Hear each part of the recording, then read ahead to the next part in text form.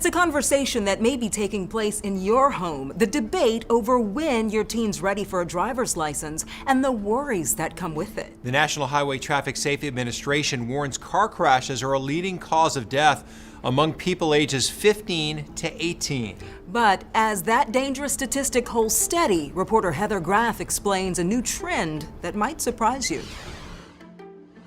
All right, hop in. In. Don't you need this? That's Ed Bentley. There you go. Handing over the car keys to a student driver. We're gonna back out to the left. Before guiding them carefully out onto the road. Stop sign, come to a complete stop for 3 seconds. As an instructor at the Beltway Driving Academy in Maryland, he requires lessons in the car and in the classroom. So what's going on in this picture? And in recent years, Ed has noticed young people seem to be waiting longer to get their license, with 32% of the students in this school considered non-traditional because they're 18 or older. In fact, Federal Highway Administration data illustrates a similar pattern nationwide. In 1991, 41% of U.S. 16-year-olds and nearly 63% of 17-year-olds had their driver's license. Fast forward 30 years, and those numbers were down to 25 and 42%. Even among 18-year-olds in 2021, just 59.7% were licensed to drive. So it's like, I'll worry about it later.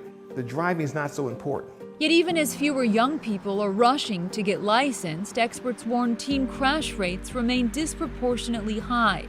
2,276 people were killed in crashes involving teen drivers in 2020.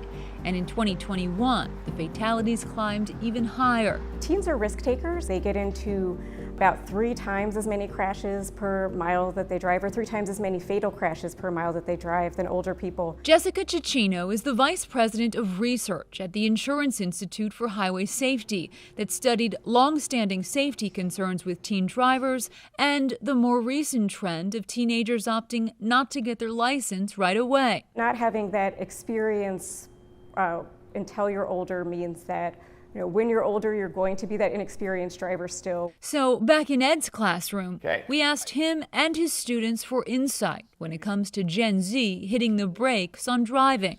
They can see their friends at home, FaceTime and all this other kind of stuff, so they don't really need to get together physically.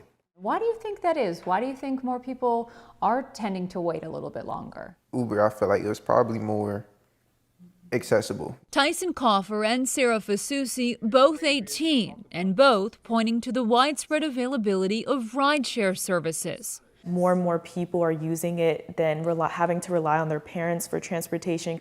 They also cited the high cost of cars. So I worked before and I stacked up a little bit of money, so I wouldn't have to wait too long before getting my first car. Cars are expensive now. Another factor they acknowledged is anxiety about being behind the wheel when they first got a learner's permit. I wanted to wait longer because I wanted to have more experience on the road. I gained more knowledge as time went by. And while more supervised practice is generally a good thing, the IIHS says there's one big complication and potential consequence of teens taking their time.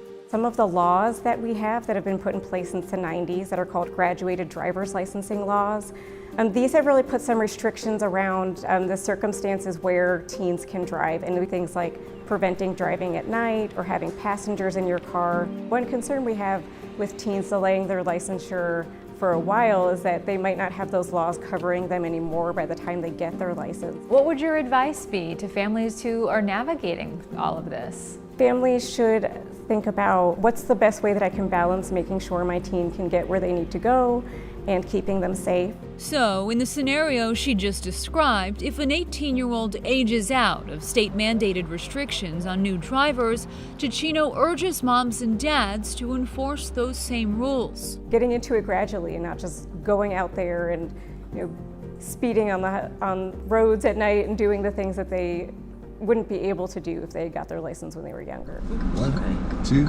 3, all right, go ahead and make your left. And every day, Ed says parents should set the example. Good job. No speeding, no distractions, and no pressure on your kids. Just give them the support. Whether they're eager to drive at 16 or reluctant for a few more years. We much rather you do it when you want to do it as opposed to, oh, I'm at a certain age, I have to do this. You don't want people out on the road that aren't ready. One thing parents can control is the type of car their teenager drives. Yeah, you want to avoid anything too big or too small, and it doesn't have to be brand new to be safe.